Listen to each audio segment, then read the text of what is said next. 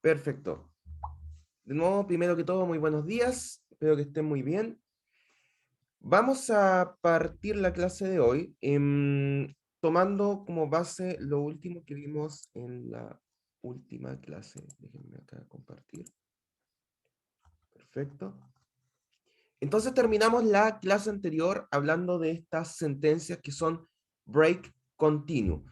También hablamos de return, aunque por encima, porque esta sentencia toma más sentido cuando hablamos de lo que son los subprogramas, las funciones, lo que vamos a ver justo a continuación.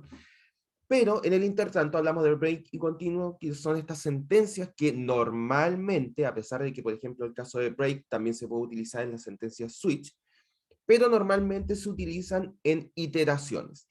Y la idea de estas sentencias es, para el caso de break, terminar la ejecución de una iteración en ese momento que se encuentra con la sentencia break, el ciclo iterativo más cercano, como por ejemplo en este caso, este break hace el término de esta iteración, el do while, que es el ciclo iterativo más cercano en este caso, mientras que continue, cuando tú te encuentras con esa sentencia, produce un salto en la ejecución de todas las líneas que vienen a continuación de la iteración en que te encuentras actualmente, pero puedes continuar con las siguientes iteraciones. En este ejemplo en particular, cuando tú te encontrabas con continuo, lo que se producía es que cualquier línea de ejecución dentro de esa iteración que viniera a continuación, se saltaba, como era el caso de esta línea en particular, pero volvías a hacer la comparación de la condición de término y podías continuar con las siguientes iteraciones dependiendo de si se cumplió o no la condición de término. ¿Ok? Perfecto, continuamos con materia. Subprogramas. Esto también es un tema que está visto en Python, que es el tema de las funciones, ¿cierto? Son aquellos bloques de código que nos permiten encapsular y reutilizar código. Y probablemente, si ustedes recuerdan su ramo de programación de Python, cuando ya tus códigos se complejizaban un poco, se extendían un poco, no tener funciones podía transformarse en un verdadero dolor de cabeza porque simplemente los códigos se hacían inentendibles o podían existir bloques de código que se repetían mucho, para lo cual tendrías que haber hecho muchos copy-paste durante tu código, lo cual las funciones simplifican bastante. ¿Ok? Normalmente lo que requieren en cuanto a uso de memoria, las funciones, es un tipo de memoria dinámica que se llama memoria stack. Eso no quita que tú puedes, y lo vamos a ver más adelante en el caso de C++, utilizar dentro de las funciones memoria dinámica del heap, ¿ya? Como es el caso de la localización de memoria utilizando punteros, utilizando malloc, utilizando new, que son las formas que tiene tanto C como C++ de pedir memoria dinámica en el heap. Lo puedes hacer en C++, pero normalmente las funciones, la memoria que se utiliza por omisión es la de stack. Y existen varios tipos de subprogramas. Están los procedimientos o subrutinas, que son aquellas, vamos a llamarlas funciones que no tienen un retorno, ¿ok? Simplemente ejecutan un código, pero no necesariamente retornan algo. Tenemos las funciones que sí tienen un valor de retorno, que es probablemente con lo que están más familiarizados. Y también tenemos un tipo especial de subprogramas que son los métodos de clase y los constructores también, que por supuesto vamos a ver en mucho detalle cuando hablemos de orientación a objetos, pero básicamente son funciones que están integradas en los objetos, perdón, en las clases que nosotros definamos. No importa si no entienden este concepto todavía, porque vamos a hablar largo y tendido de ellos en el momento que hagamos orientación a objetos, ¿ya? Entonces, ¿cuál es la sintaxis y cómo se utilizan? Antes de eso, las funciones para el tema de la implementación se pueden separar en dos tipos distintos al momento de definir una función. Por un lado tenemos el prototipo, que solamente define la existencia de una función, ¿ok? Estos prototipos normalmente van en un archivo .h, que es el archivo de cabecera, que es el que mantiene las definiciones iniciales de cualquier programa, pero no hay ningún problema que tú lo tengas en un archivo .cpp, por ejemplo, ¿ya? La idea del prototipo de una función es indicar a tu programa que en algún lado de tu código existe una función que está definida por este nombre, un parámetro de entrada o varios parámetros de entrada y un cierto retorno. No necesariamente tienes que implementar esa función completamente para indicarle al resto de tu código que va a existir. ¿Ok? Ese es el funcionamiento principal del prototipo. ¿Ya? Como por ejemplo en este caso tenemos acá el prototipo de una función que se llama potencia, que tiene dos parámetros de entrada y una salida que es un flotante. Si se fijan, en este caso no estamos implementando la función potencia, en ninguna parte hay un código dentro de la función. Sin embargo, este prototipado es suficiente para indicarle al resto de tu código que en algún lado va a existir esa función. ¿Ok? Y luego tenemos la implementación como tal del código de la función, que es simplemente escribir cuál es el código que tú quieres que esa función ejecute. ¿Ok? Entonces, por ejemplo, en este caso, en base al prototipo que nosotros hicimos, el que se mostró anteriormente, tenemos una función que es la función potencia, que recibe dos elementos de entrada, un flotante que es la base, otro flotante que es el exponente, y luego viene el código de ejecución, que es el que, por supuesto, en este caso en particular, permite calcular la potencia en base a una base y a un exponente. ¿Ok? Entonces hagamos una pequeña prueba acá. New file. Vamos a crear funciones.cpp. Nuevamente, como ya ustedes deben saber de memoria a estas alturas, iostream, int main.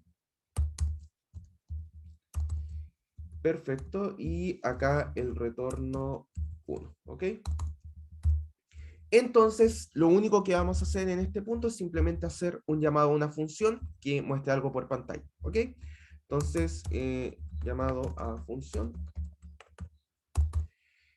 Vamos a suponer que esta función se llama muestra, por lo tanto vamos a llamarla de esta manera simplemente, ¿ok? Entonces, como se fijan, en este momento el código me está reclamando porque no hay ninguna función definida con este nombre, y eso es lo que vamos a crear ahora.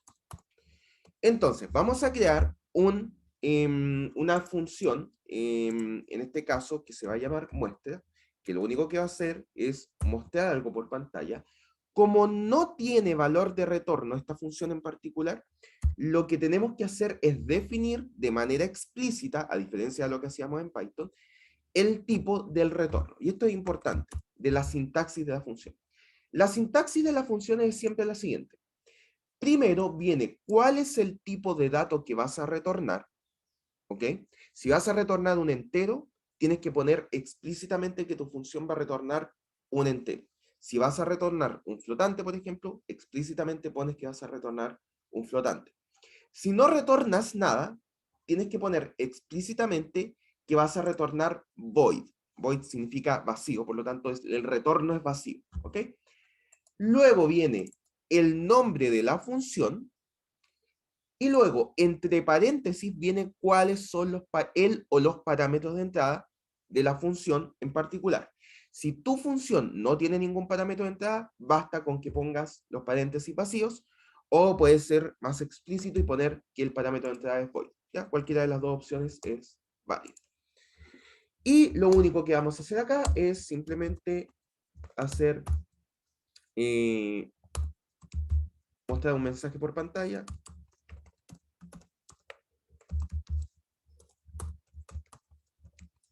De este estilo. Como en este caso esta función no tiene retorno, simplemente no ponemos return, que sería ¿cómo se llama? La palabra reservada que nos permite a nosotros retornar valores de esta función. Y simplemente ahora fíjense que el reclamo de Visual Studio Code desapareció y deberíamos poder llamarla sin problemas ahora. Entonces, como siempre, vamos a compilar. CPP. Verificamos que esté el ejecutable, está ahí, y lo llamamos con funciones, y lo que produce efectivamente es el llamado a esta función. Si queremos algo con parámetros de entrada, entonces podemos acá, por ejemplo, suma de enteros. Entonces vamos a crear una función que recibe dos parámetros de entrada, int b, Entonces, fíjense, en este caso la función, esta es una función simplemente que va a sumar dos enteros y va a retornar el resultado. Entonces, el parámetro de entrada, perdón, los parámetros de entrada de esta función en particular vienen dados dentro de los paréntesis. Tenemos que, para cada uno de los parámetros de entrada, indicar cuál es su tipo, el nombre de la variable, por supuesto, para cada uno de ellos. Tenemos que seguir indicando cuál es el tipo del retorno, en este caso va a ser un entero, y el nombre de la función para que pueda ser llamada, ¿ok? Entonces, simplemente lo que vamos a hacer acá es retornar A más B. Y lo que está haciendo la sentencia return es retornar el resultado de esta función, ¿ok? Y lo que vamos a hacer en nuestro código es simplemente mostrar el resultado de la llamada a la función suma int es, y acá vamos a poner suma int, y le daremos dos números, 4 y 3, por ejemplo. Entonces, lo que estamos haciendo en este punto es llamar a la función sumaInt con estos parámetros de entrada. Por lo tanto, 4, el número 4 en este caso, va a asignarse a la variable A, el número 3 va a asignarse a la variable B, y luego lo que se va a retornar es la suma de los valores de estas variables. Como A vale 4 y B vale 3, en este caso, lo que se va a retornar del llamado a la función es 7 en este caso, que es lo que se va a entregar como flujo a la salida de la terminal. ¿Ok? Nuevamente, compilamos, ejecutamos, y el resultado, como bien aparece acá, es 7. ¿Sí? No sé si hay alguna duda hasta acá. Veo que ha entrado más gente, así que bienvenidos a los que han entrado en este rato. Espero que estén todos muy bien. Sí, profe. Cuéntame. Entonces, el prototipo no sería necesario incluirlo. No, no es obligatorio para nada. En este caso, si te fijas, al momento de implementar la función, estamos también al mismo tiempo indicándole al código que estamos creando una función que tiene estos parámetros de entrada y esta salida. No es algo obligatorio, la verdad. Déjame ver si puedo forzar a la necesidad de un prototipo. A ver. Creo que con esto, me parece, en C++ esto funciona. Exacto, perfecto. Ya mira, ¿qué es lo que está ocurriendo acá? En este caso, al poner las funciones debajo de la función main, esta función aún no ha sido capaz de reconocer que existen la función muestra y la función sumain, porque al momento de compilar, el compilador va leyendo el código de arriba a abajo, entonces lo que hace es trata de ver cuáles son las funciones que se llaman muestra y sumain, y como aún no las conoce, tira error. ¿Ok? Entonces, a pesar de que están implementadas completamente. Entonces lo que vamos a hacer es, en la parte superior, indicarle a través de un prototipo que estas funciones existen en alguna parte del código. ¿Ok? Esto se hace simplemente escribiendo la definición de las funciones. ¿Qué es parte de la definición? ¿Cuál es el retorno? El nombre de la función y los parámetros de entrada si estos existieran. ¿Ok? Vamos a hacer lo mismo para la otra función. Suma int. Y acá los retornos son entero y entero, y listo. Entonces fíjate que en este punto las funciones muestra y sumaInt, ahí sí, no están implementadas. Acá no hay escrito ningún código hasta este punto. Sin embargo, esto ya es suficiente para indicarle a la función main que en algún lado estas funciones van a estar implementadas. Por lo tanto, el compilador va a decir, ok, a pesar de que hasta este punto no están implementadas, el programador con estos prototipos me está asegurando que en algún momento me voy a encontrar con los códigos de esta función. ¿Ok? Entonces, ahora sí, si compilamos, si, si compilamos, no nos lanza error, y si ejecutamos esto, vuelve a funcionar de manera correcta. Por eso, los prototipos no son obligatorios, pero sí es algo muy útil. Porque en un principio, cuando tú estás escribiendo código, puedes tener claridad de cuáles son las componentes que deberían jugar un rol en tu programa. Entonces tú, por ejemplo, si vas a crear una calculadora, puedes tener claro que vas a tener una operación de suma, puedes tener claro que vas a tener una operación de resta, de multiplicación, de división, pero no necesariamente para escribir los prototipos de esas funciones necesitas escribir el código. Entonces, como una forma de ordenarte, puedes escribir cuáles van a ser los prototipos y luego ya te dedicarás a escribir cuál es la implementación de cada una de estas funciones. ¿Sí? No sé si queda claro ahí el Sí, tema de los profe. prototipos. Ahora Súper, sí. Gracias. súper. Ya sea tipo la pregunta. Entonces, ¿hay alguna otra consulta? Perfecto. Continuamos. Siguiente tema, arreglos. Este es un tema bien particular de C++ para aquellos que vienen solo del lenguaje Python.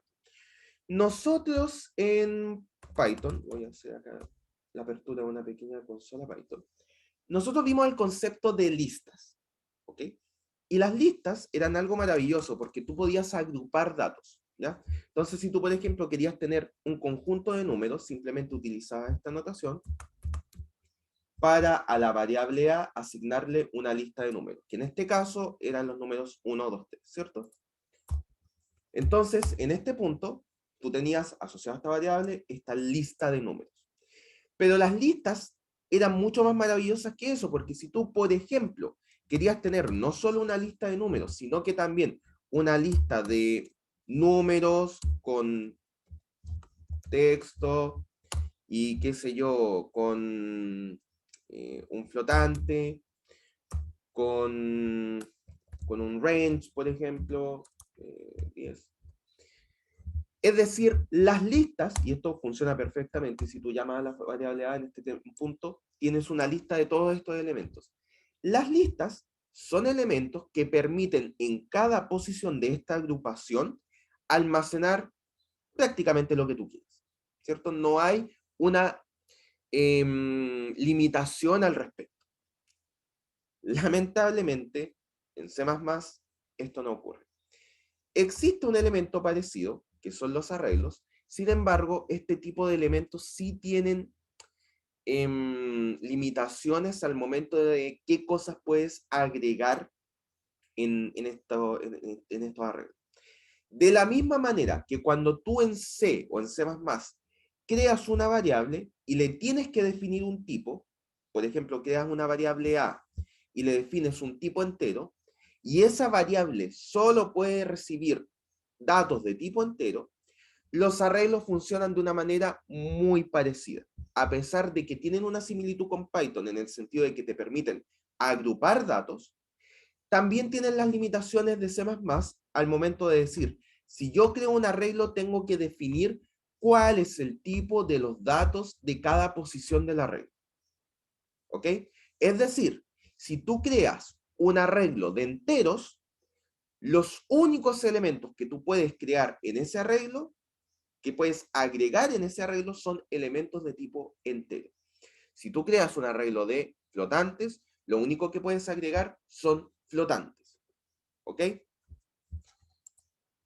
Entonces, como dice acá, consiste en un conjunto homogéneo, y esto es importante, homogéneo, es decir, todos los elementos del arreglo deben ser del mismo tipo. Y ordenado de elementos, ordenados porque los puedes ir accediendo a través de un índice que va desde la primera posición hasta la última. Se identifican por su posición relativa mediante un índice, y esto en cuanto a notación es muy parecido a lo que ustedes vieron en Python, porque la forma de acceder a cada uno de los elementos de un arreglo es a través de un índice que tú lo pones entre corchetes o paréntesis cuadrados, como dice acá, y también el índice parte de C. ¿Ok?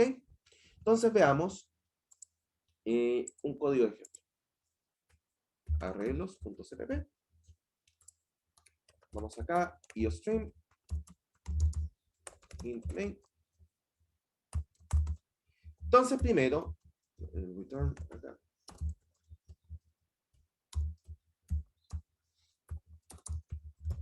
Creación de un arreglo. ¿Cómo se define un arreglo? Hay varias formas. Vamos a ver la más sencilla por ahora. La forma más sencilla de crear un arreglo es indicar primero el tipo, de la misma manera que cuando tú tienes una variable, cuando creas una variable, tú indicas el tipo. Al crear un arreglo también tienes que indicar el tipo de los elementos de ese arreglo. En este caso vamos a crear un arreglo cuyos elementos son todos enteros. Luego viene el nombre del arreglo, en este caso le vamos a poner arreglo. Y luego, entre llaves, entre corchetes, vamos a indicar de qué tamaño es el arreglo, ¿ok? En este caso, vamos a indicar que nuestro arreglo es, por ejemplo, de tamaño 10, ¿ok? Entonces, en este punto, estamos creando un arreglo de tamaño 10, ¿ok? Luego, lo que vamos a hacer a continuación es recorrer el arreglo. Entonces, miren, vamos a hacer lo siguiente. Vamos a crear un for que parte desde la posición 0 hasta la posición menor que 10 y más. ¿Por qué menor que 10? Porque si el índice parte en 0, si tengo un arreglo de tamaño 10 elementos, el último índice es 9. Por lo tanto, si yo quiero recorrer el arreglo, tiene que ser menor que el índice 10. ¿Ok? Considerando que el contador es lo que voy a utilizar para recorrer el arreglo. ¿Ok? Y lo que vamos a hacer es mostrar por pantalla qué es lo que hay en el arreglo en cada posición, ¿ok? Esta es la misma anotación de Python. Lo que estamos haciendo acá es acceder al arreglo, al elemento del arreglo en la posición i, ¿ok? Donde i es un número entero en este caso. Entonces, ahora les voy a pedir a ustedes que creen este mismo código, ustedes mismos. Les voy a dar 2-3 minutos, no debería ser mucho, y me cuenten qué es lo que les aparece por pantalla al escribir este código tal cual. Y vamos a comentar. ¿Les parece? Entonces les voy a dar unos minutitos, voy a parar brevemente la grabación. Perfecto, entonces Juan ahora nos está mostrando el resultado de la ejecución de su código. Sea Juan o sea otra persona, ¿nos quieres comentar qué se te ocurre, por qué salen esos números raros? Son el espacio de memoria que está en el stack, que está reservado para ese arreglo. ¿Ya? Perfecto. ¿A qué te refieres con el espacio de memoria? Eh, que cuando uno crea una función, en este caso un arreglo, en la ¿Mm? memoria del stack queda como guardado ese espacio. En este caso son 10 espacios que ¿Ya? quedan guardados para este arreglo. Ujú, Entonces, uno cuando ingresa en ese espacio queda en la dirección de memoria, ujú. como uno tiene un valor asignado. Y eso Ya, sería como lo que me acuerdo, más que nada. perfecto. Súper. Ya, súper bien Juan y Joshua, súper bien. Vamos a expandir un poquito esa explicación, pero van súper bien. La idea es la ¿Dejo, siguiente. ¿Perdón? dejo nomás Sí, de compartir? muchas gracias Juan, por favor. Nada. Vamos a expandir un poquito nomás esa explicación, pero están súper bien. A ver, cuando tú creas un arreglo, lo que estás haciendo en la memoria de tu computador es, utilizando este lenguaje, pedirle a tu computador que te dé tantos espacios de memoria de tamaño entero como los que hayas solicitado en el arreglo. ¿Ok? Entonces, en este caso, lo que se solicitó son 10 espacios de memoria de tamaño entero. ¿Qué es lo que pasa? Que en este punto, si se fijan en el código, y voy a volver a compartir el código, acá, este arreglo no está inicializado con nada. Por lo tanto, lo único que se ha hecho en este punto es solicitar los espacios de memoria para que puedan almacenar algo. Pero como aún no le has designado nada tú mismo para almacenar, en esos espacios de memoria, lo más probable es que ya haya algo almacenado de antes, de alguna ejecución de algún programa, de algún otro programa, o que tú mismo hayas corrido, o que haya quedado, o que esté corriendo en este momento. Y que se haya liberado hace poco. Por lo tanto, si tú no asignas un valor a cada uno de esos espacios, Si tú simplemente tratas de acceder a ellos, va a aparecer lo que ya estaba almacenado en ese espacio en memoria. ¿Ok? Y es por eso que a Juan, cuando mostró el resultado de su ejecución, le aparecieron un montón de números distintos, algunos de ellos igual a 0, o algunos de ellos igual a distintos números de distinta magnitud, ¿ok? Que son la interpretación en número entero de lo que estaba almacenado en ese espacio en memoria. Por lo tanto, cuando tú creas un arreglo, sí o sí, siempre tienes que inicializar ese arreglo. Entonces, si tú, por ejemplo, quieres que al principio tu arreglo esté lleno de ceros, tienes que explícitamente tener un for, por ejemplo. Esta es una de las formas en que tú puedes llenar un arreglo. Entonces vamos a tener un for que vaya a ir recorriendo espacio por espacio.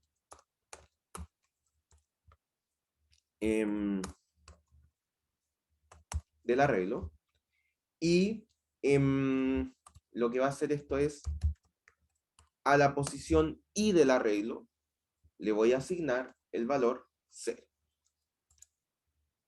Entonces, bueno, primero vamos a sacar esto un momento, simplemente para yo también compilar y ejecutar este código.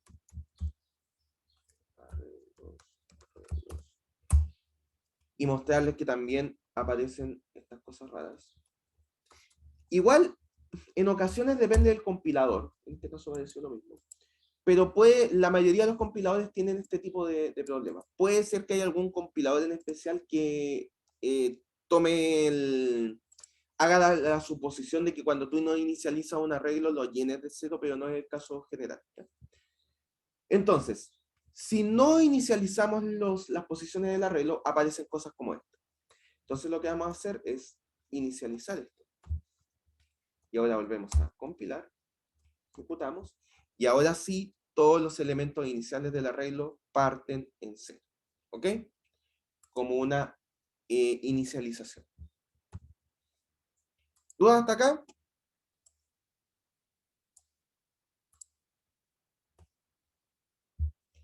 Perfecto. Continuamos. No he revisado el chat por si acaso. No, todo bien. Perfecto. Entonces ya vimos que en C++ y en C existe este concepto de los arreglos, que son conjuntos de datos que son todos del mismo tipo. A pesar de que en C++ hay formas de manejar strings, como ustedes lo manejaban en Python, la forma original en que se manejaba strings en el lenguaje C no era utilizando strings propiamente tal, sino que era utilizando un tipo de dato que es el tipo de dato char. ¿Ok? El tipo de dato char es una variable. Déjenme mostrarle acá.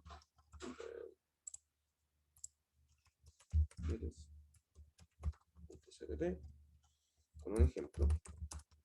String.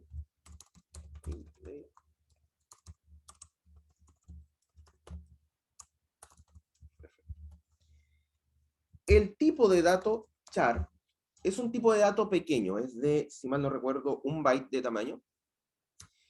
Y lo que te permite almacenar char es simplemente un carácter. Char viene de carácter, de hecho. ¿Ya? Entonces, si por ejemplo creamos una variable x, a esta variable solo le podemos asignar, por ejemplo, una letra, la letra P. Y si esto luego lo mostramos por pantalla,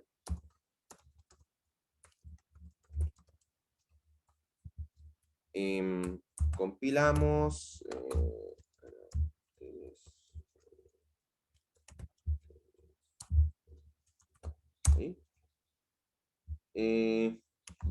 perdón, la variable tiene por nombre x. Ahí sí. Y ejecutamos esto. Fíjense que lo que aparece por pantalla es el contenido de esa variable, que es la letra P en este caso. ¿Ok? Sin embargo, cada variable char solo puede almacenar un carácter. Entonces, bueno, la pregunta es acá, ¿cómo nosotros podemos crear strings, ¿cierto? Textos, como lo hacíamos, por ejemplo, en Python. Originalmente, vamos a ver que hay otras formas de generar esto mismo. Originalmente lo que se hacía era crear arreglos de caracteres.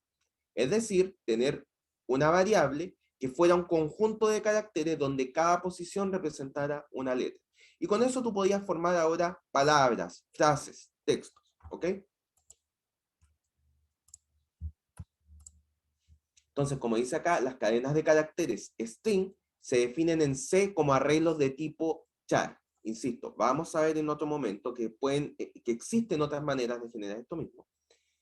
Entonces, si por ejemplo tú tienes un arreglo de 20 elementos de tipo char, y tú vas cambiando el texto, necesitas de alguna manera definir dentro del arreglo cuál es la parte final de ese arreglo. ¿Ok? Normalmente el carácter que se utiliza como término de un string es este. ¿Qué quiere decir esto? Vamos a crear acá un arreglo de caracteres de tamaño 10. Y a esto le vamos a asignar, y esta es una forma de asignar un texto a un arreglo de caracteres, es simplemente escribiendo texto. ¿Ok? Perfecto. Y si yo muestro esto por pantalla.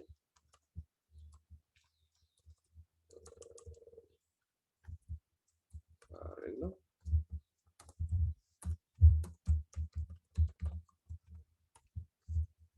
Compilamos y ejecutamos.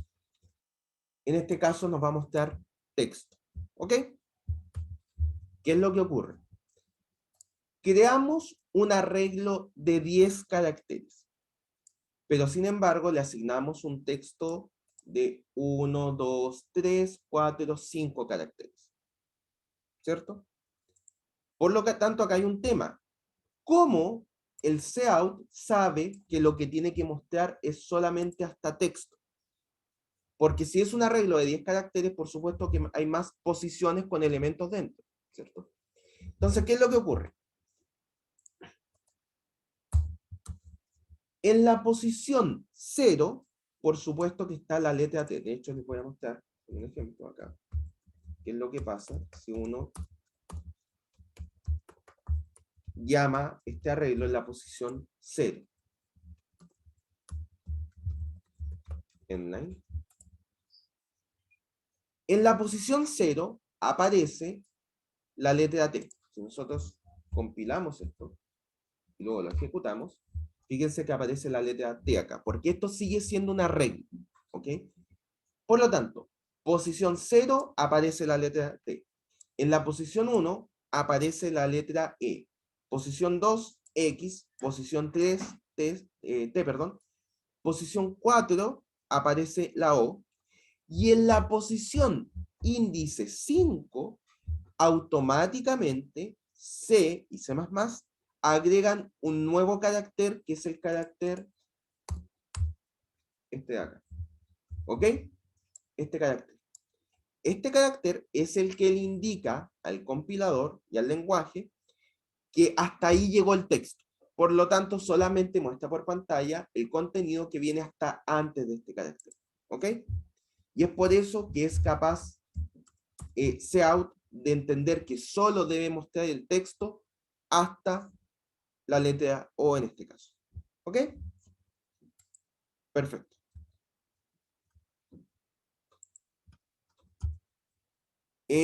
Como dice acá, también para manejo de strings se utiliza mucho la biblioteca CString, que es una biblioteca que te permite algunas funcionalidades adicionales, como por ejemplo la posibilidad de determinar cuál es el largo de un string, la concatenación de string, entre otras cosas. Copiar, por ejemplo, un string de un lado a otro, etc. Tiene algunas funcionalidades adicionales. Por ejemplo, strlen te permite calcular cuál es el largo del string. strcat lo que hace es concatenar, unir el texto que hay en el string 1 con el texto que hay en el string 2. Y stringcopy lo que hace es copiar el contenido de este string en la variable que esté a la izquierda. ¿Ok? Así como esas funciones, existen un montón de funciones más que te provee la biblioteca string para facilitar el manejo con strings. ¿Hasta acá hay dudas? Antes de continuar con el siguiente elemento.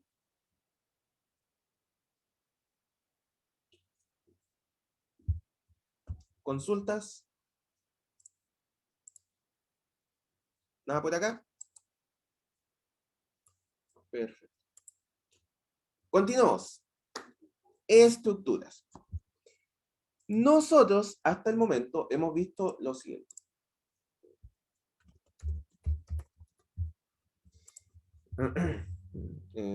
Vamos a poner la cabecera al tiro.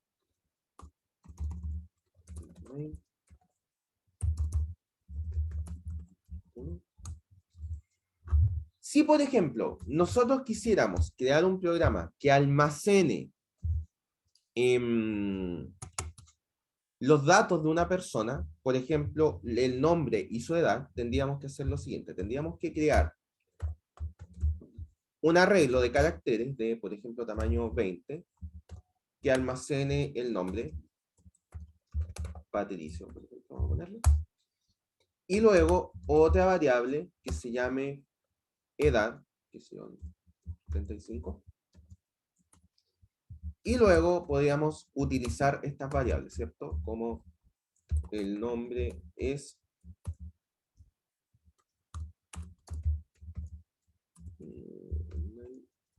y acá vamos a poner nombre. Y acá vamos a poner la edad es edad. ¿Ok? Si tú compilas esto,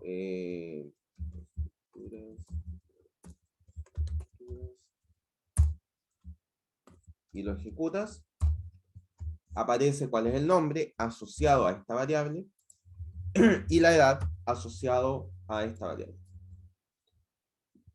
Pregunta: ¿qué harían ustedes si, por ejemplo, en vez de almacenar los datos de una persona, tanto su nombre como su edad, quisieran almacenar los datos de 10 personas, con lo que conocen hasta ahora, con lo que hemos visto en clases hasta ahora? ¿Qué tendrían que hacer? ¿O qué forma se les ocurriría?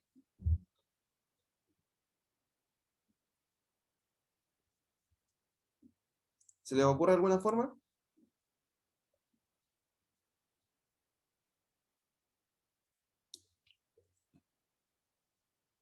Vamos, chicos, despertemos.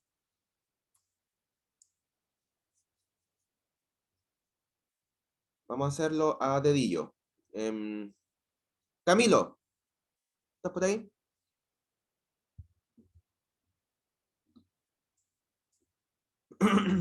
Camilo Espinosa.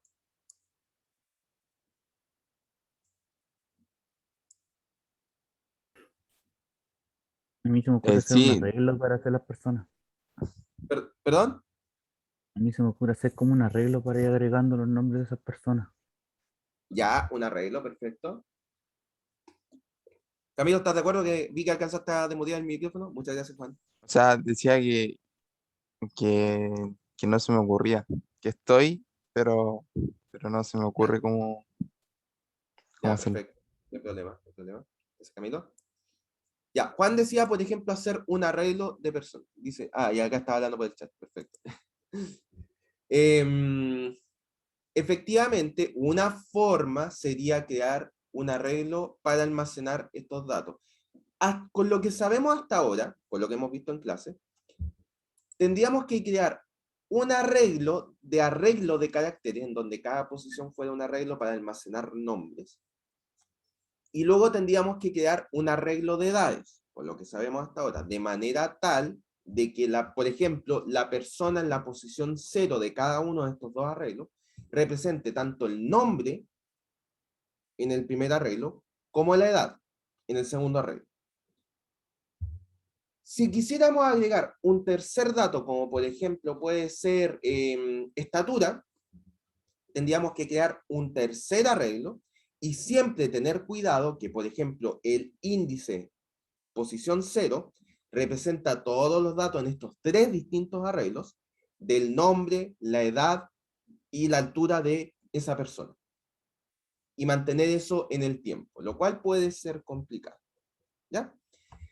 Entonces, C++, en este caso, te ofrece una posibilidad de crear nuevas agrupaciones de tipos de datos, de manera tal de poder hacer esto de manera un poco más sencilla. Y es aquí donde aparecen las estructuras. Las estructuras son elementos que te permiten crear un nuevo tipo de dato que contenga uno o más tipos de datos primitivos. ¿Ok? Entonces vamos a ver esto con un ejemplo. Vamos a crear una estructura que se llame persona. ¿Ya? Esta estructura va a estar compuesta de dos elementos. ¿Ok?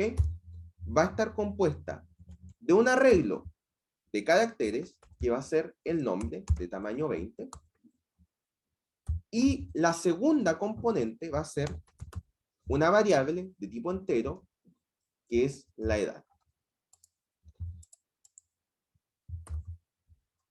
Y punto. Para cerrar esto. Lo que estamos haciendo ahora es crear un nuevo tipo de dato que se llama persona, que está compuesto de dos elementos: el nombre y la edad. Si, por ejemplo, llevándolo a un concepto que a lo mejor les debería ser más similar, o sea, más fácil de asimilar. Si ustedes recuerdan, los números complejos, por ejemplo, están compuestos de una parte compleja y una parte real, ¿cierto? Entonces, a pesar de que cada uno de estos elementos por separado podría ser representado por un número real, porque la parte compleja es un número y la parte real también es un número, para crear el número complejo, la forma más fácil de verlo es como un todo que contiene una parte real y una parte compleja. Sería el equivalente a esto. Lo que estamos haciendo es ver una persona como un todo, que tiene un nombre y una edad. ¿Podrías almacenar estos elementos como variables separadas? Sí, pero si quieres almacenar muchos de estos elementos, se puede complejizar bastante. Entonces, fíjense que si queremos almacenar los datos de 10 personas, por ejemplo, esto se simplifica bastante. Porque basta, por ejemplo, vamos a crear acá, un arreglo ahora de personas. Persona, les vuelvo a repetir, es un nuevo tipo de dato que estamos creando. Por lo tanto, para crear variables de ese tipo de datos, lo tenemos que hacer igual que siempre. Ponemos el tipo de dato, que en este caso ahora es persona, el nombre de la variable, que vamos a ponerle arreglo, y el tamaño. Acá creamos un arreglo de 10 personas. Y por lo tanto, en cada posición del arreglo está contenido tanto el nombre como la edad. Nombre, edad, etc. Y por lo tanto, acá podemos poner un for int i igual 0 y menor que 10 y más, y hacer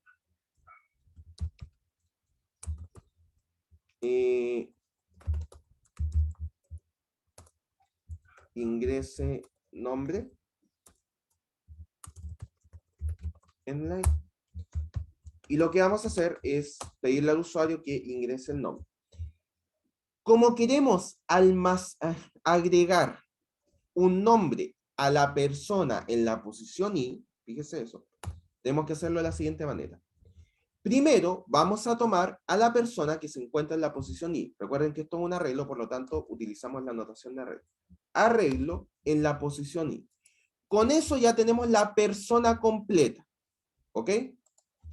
Pero ahora queremos asignar al nombre de la persona lo que ingrese el usuario. La forma de hacer esto es como ya tenemos este elemento tomado, a través de la notación punto nombre, estamos accediendo al elemento nombre de la persona en la posición i. ¿Ok? Por lo tanto, lo que vamos a hacer acá es pedirle al usuario que ingrese un texto y eso lo vamos a asignar al elemento nombre de la variable arreglo en la posición i. Lo mismo para la edad. Esta es la anotación. Ingrese edad. Y acá vamos a pedirle al usuario que ingrese una edad. Arreglo la posición y punto edad. Entonces, por ejemplo, simplemente de manera rápida voy a mostrar el nombre de la persona en la posición índice 3 es. Vamos a tomar el arreglo en la posición índice 3, el nombre, y lo vamos a mostrar, solamente para dar un ejemplo. Entonces, compilamos, menos o estructuras,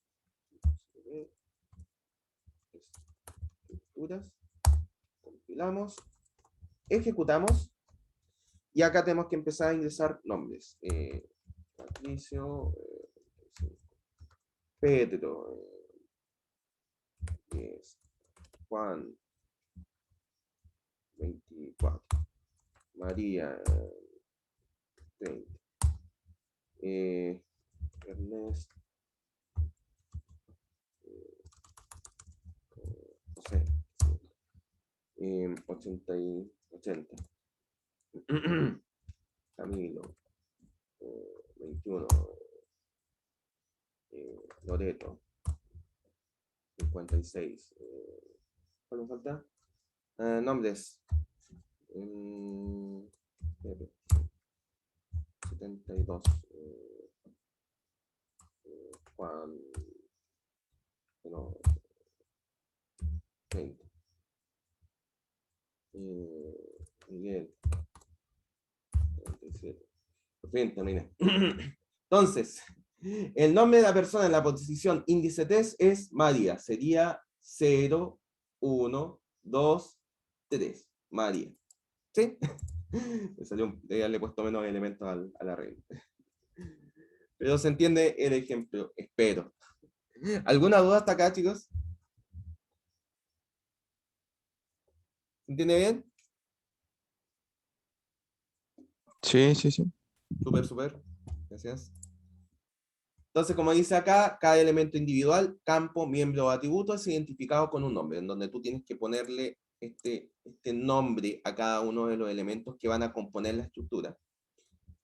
Y como dice acá, lo que permite esto es encapsular información. ¿Ok? Entonces, como aparece acá. Ahí tienen un pequeño ejemplo que pueden utilizar. Y con eso, por fin, terminamos lo que vendría siendo la materia para el próximo control. ¿Hay alguna duda final de alguna de las cosas que hayamos visto hasta este punto? ¿Consultas? ¿Algo que no se haya entendido bien? Profe, una consulta. ¿El CS String para qué se utiliza? Que salían en la última diapo. ¿El C-string? Sí. Sí, lo comentamos de hecho. A ver, lo voy a poner de nuevo acá. Un segundo.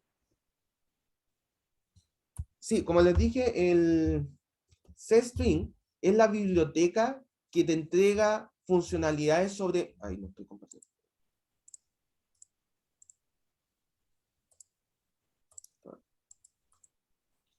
C-string, esta de acá es una biblioteca. De la misma manera que teníamos IOStream como una biblioteca que te permite acceder a a las funcionalidades de entrada y salida por la terminal. C-string es una biblioteca que tú puedes agregar con la directiva include, que lo que hace es permitirte a ti utilizar algunas funcionalidades que te facilitan el manejo con string. Por ejemplo, la función strlen, strcat, strcopy son funciones que están contenidas dentro de esta biblioteca. Y son funciones que te permiten calcular el largo, concatenar string, copia de string de un lado a otro, etc. ¿Sí? Ya, ya, ya. Entonces esa la podría usar con el using name std, ¿no es cierto? Ningún problema. No harían No como. pertenece ¿cómo se llama? No, Al, pero a lo a que la voy yo es biblioteca como estándar de C++. complementar las dos, como trabajándolas, se ¿Sí? puede, ¿no es cierto? Sí, Ah, ya. totalmente, totalmente. Yo, por si acaso, he estado omitiendo a propósito el tema del Using Namespace STD. Si alguno de ustedes ya lo conoce, lo vamos a hablar en su momento. Así que, pero lo he estado omitiendo a propósito. Pero de todas maneras, esto es complementario porque además está una biblioteca del C original, no es de C++. Es fácil identificar cuando una biblioteca de C la estás utilizando en C++, porque por lo general las bibliotecas de C parten con C algo. Entonces, esta biblioteca se llama C-String porque es la biblioteca string que proviene del lenguaje C. ¿Ya? Así que pero no hay ningún problema en utilizarlas como de forma complementaria. ¿Ya? Ok, muchas gracias, profe. No, gracias a ti por la pregunta. ¿Alguna otra consulta? Y yo tengo una consulta, no sé si lo habrá tocado antes el tema, pero si está omitiendo el uso del using namespace, ¿es porque para el control lo ideal no usarlo? Mira, no creo que sea un tema que implique descuentos de puntaje, la verdad. No, sería muy mala persona de mi parte.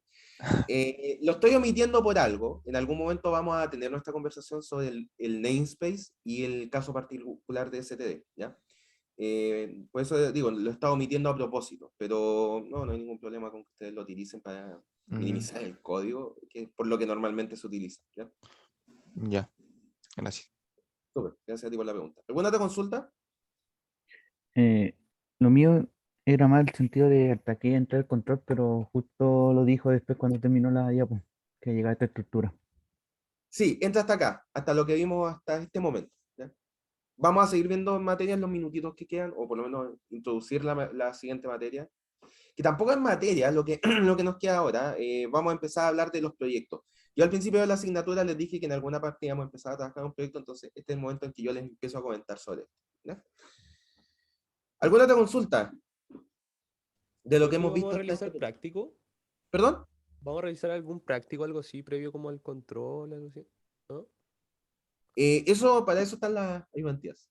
Ah, ya. Ah, pero tú te refieres a práctico como Sí. no va a funcionar igual que en los semestres anteriores, no vamos a Ah, tener ya. esos prácticos como se habían planteado en Como otros, precertamen, algo así, o como precontrol. precertamen, no, la verdad que al final esto, nuestra experiencia fue que esto generaba más ansiedad que ayuda.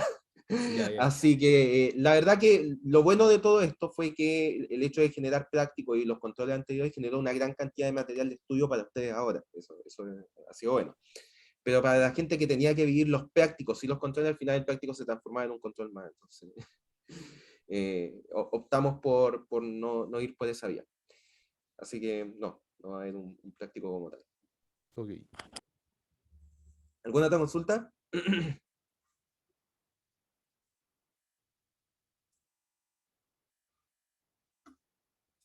Perfecto. Entonces, empecemos a conversar de los proyectos. Dame un segundo para sacar esto de acá. Yo tengo una pregunta, pero es cortita. Dime. Es del tema proyectos nomás. Si vamos a empezar a hablar de los proyectos, la definición de los grupos se hace después, ¿o no? Tipo, no sé, en aula, apartado, y uno ingresa. Claro, a ver, la definición como tal de los grupos de manera oficial va a haber un tiempo y un periodo para hacerlo.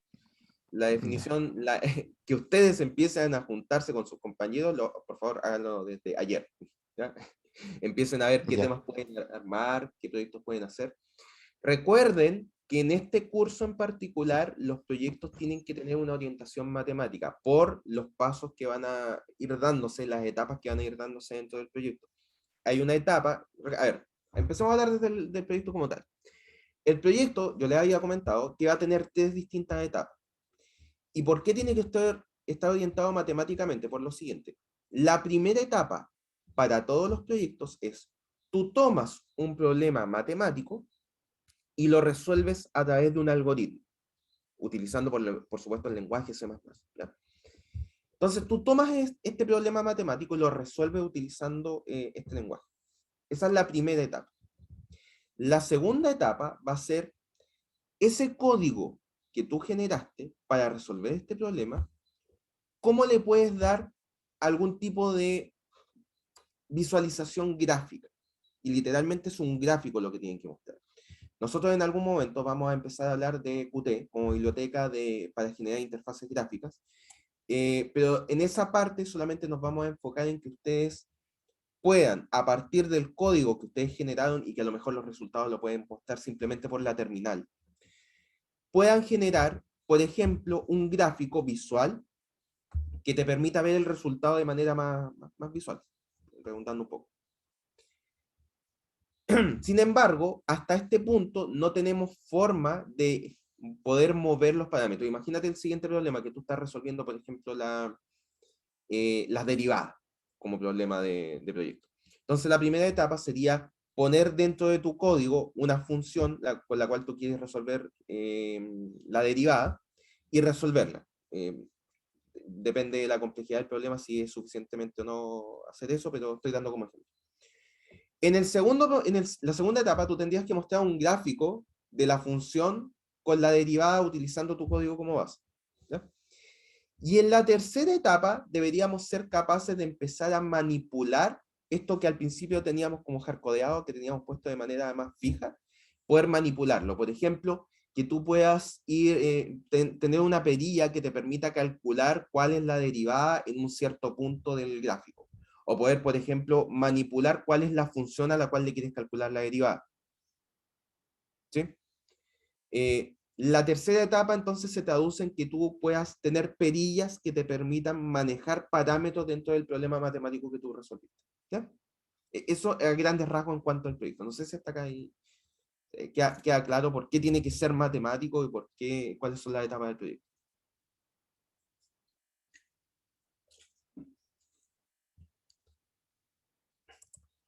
Entonces, miren. Perfecto. Entonces, miren, relacionado con el proyecto, hay una parte que tiene que ver con la planificación. La idea es que en esta parte yo voy a tratar de entregarle la mayor cantidad de herramientas para que ustedes puedan ordenar la forma en que van a trabajar en un proyecto. Este probablemente para muchos de ustedes es la primera vez que van a crear un proyecto en grupo, además. Crear proyectos es un tema. Y cuando los creas en grupo, puede transformarse en un tema realmente complicado. No solo porque siempre es difícil ponerse de acuerdo, sino que también reunir distintos conocimientos, distintos códigos, puede transformarse en un verdadero dolor de cabeza. Entonces, voy a tratar de entregarles unas primeras herramientas y algunas primeras pautas para que ustedes tengan forma de ordenarse al momento de crear y planificar su proyecto en estas distintas etapas que ustedes van a realizar. ¿Ok? Entonces, cuando tú hablas de un proyecto, lo mínimo que tú tienes que tener es primero cuál es el objetivo general, el objetivo específico, cuáles son las actividades a realizar en tu proyecto y las tareas correspondientes. Vamos a ir explicando qué significa todos estos elementos. El objetivo general es el qué quieres hacer de manera global. Por ejemplo, quiero hacer la resolución de las derivadas de una función. Ese es tu objetivo general. ¿Ok? Tu proyecto puede tener más de un objetivo general, no hay ningún problema. Puede ser que mi proyecto es resolver derivadas y resolver integrales de funciones, por ejemplo. Pueden ser dos objetivos generales que van asociados a tu proyecto, pero por lo menos tienes que tener uno. ¿Ok? Asociado a cada objetivo general, tiene que haber uno o más objetivos específicos cuya funcionalidad es cuáles son los pasos que tienes que realizar para resolver el objetivo general. ¿Ok?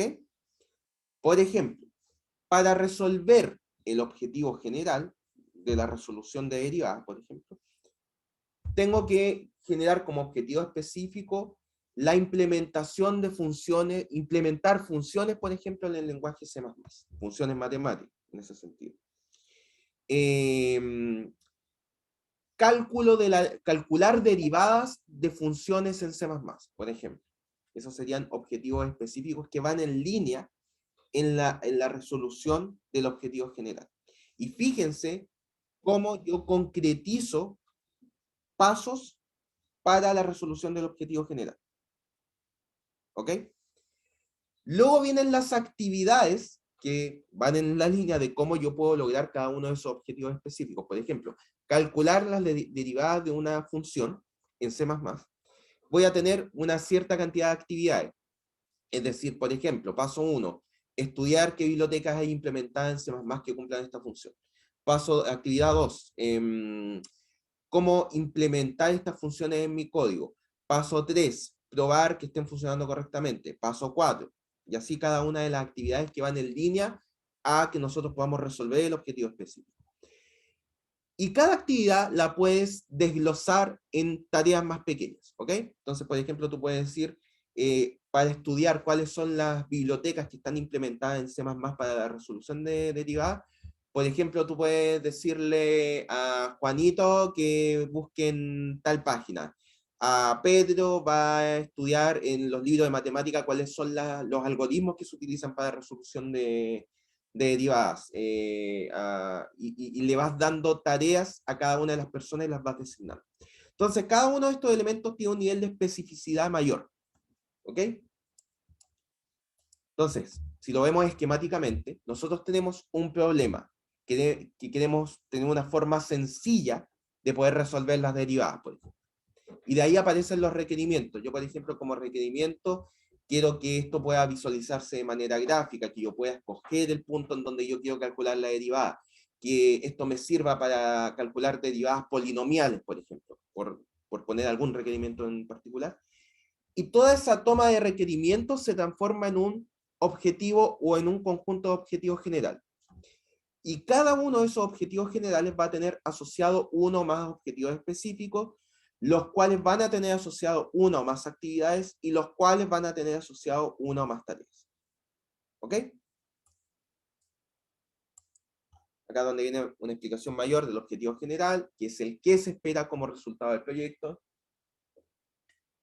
Es el puente entre los requerimientos de un problema y la ejecución del proyecto. Es decir, cuando tú dices, tengo un problema, me gustaría tener un programa que me permita calcular de manera sencilla las derivadas.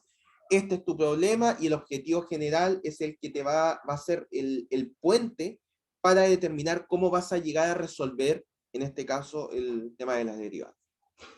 Provee una dirección general para el equipo, una especie de brújula, como dice acá. Refleja el resultado deseado, no necesariamente el resultado real, es decir, tú puedes pretender como objetivo general resolver las derivadas de cualquier función y tu proyecto termina resolviendo solo las derivadas polinomiales, por ejemplo. Y como dice acá, un proyecto puede tener varios objetivos generales. O sea, tú puedes plantearte resolver derivadas y resolver integrales como objetivos separados generales de tu proyecto, ¿no? Los objetivos específicos, como dijimos anteriormente, son el cómo y van en línea con los objetivos generales como forma de resolver los objetivos generales, ¿ya? Como dice acá, soportan el objetivo general, indican cómo alcanzar este objetivo general y describen describen que un cambio deseable que sea medible y alcanzable en el tiempo y que sea disponible. Cuando tú dices como objetivo específico calcular las derivadas parciales, pero las derivadas de una función con un error de 0,5, por ejemplo, como máximo, eso es medible, ¿ok? Con un error pequeño, por ejemplo. Eso es medible, tú simplemente tienes que definir qué es lo que entiendes tú como error pequeño, pero lo puedes medir. Y en la medida que tú cumples con ese elemento, con ese objetivo específico, estás cumpliendo cada vez con mayor medida con los objetivos generales. Tienen que partir siempre con un verbo en acción. Calcular las derivadas con un error de 0,5. Calcular, por ejemplo, la suma de vectores por ejemplo, con el método de suma triangular, por ejemplo. Es decir, tienen que ser cosas que partan con un verbo en acción. Tienen que ser medibles, es decir, tienen que haber una posibilidad de determinar si se cumplió o no el objetivo específico. Y deben relacionarse directamente con un requerimiento, con alguna de las cosas que quieres resolver de tu problema. Formas de construir objetivos específicos. Algunas de las preguntas que te pueden ayudar a construir algunos de los objetivos específicos son el cuándo, es decir, la fecha en cuándo ocurre el cambio, a quién afecta, cuál es el cambio deseable que quieres observar y medir y qué ocurrirá si se cumple. Cómo, es decir, la manera en que se efectúa este cambio en el desarrollo del proyecto. el criterio, es decir, cómo vas a evidenciar, cómo vas a calcular que cumpliste o no con el objetivo específico, y el nivel de éxito, es decir, valorar el criterio según expectativas, es decir, cómo tú determinas si tuviste éxito o no en la resolución del objetivo específico. Por ejemplo, y con esto voy a terminar la clase de hoy, pensemos en un proyecto en donde los visitantes se convencerán que el calentamiento global existe. Entonces, tú tienes un objetivo general, es lograr que una cantidad de personas crea que el calentamiento global existe, ¿ok? Entonces, formas de lograr este objetivo general es a través de los siguientes objetivos específicos. Entonces, el primero es crear un cuadro comparativo de los costos relacionados con calentamiento global hoy versus 100 años atrás. Entonces, esto es medible. Tú puedes medir si creaste o no un cuadro comparativo que evalúe el calentamiento global de hoy versus 100 años atrás.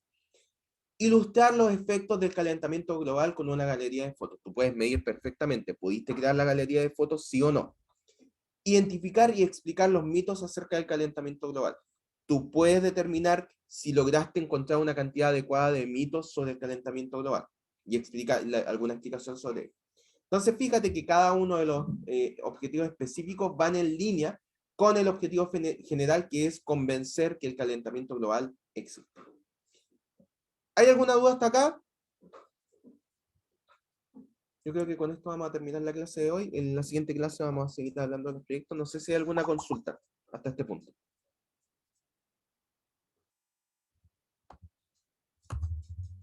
¿Ninguna? ¿Todo claro? Dicen por acá. Muchas gracias. Ya, chicos. Entonces nos vemos la siguiente semana. Y dejamos la clase hasta acá. Que estén muy bien, chicos. Nos vemos. No, profesor, gracias. Chao, profe, que esté bien.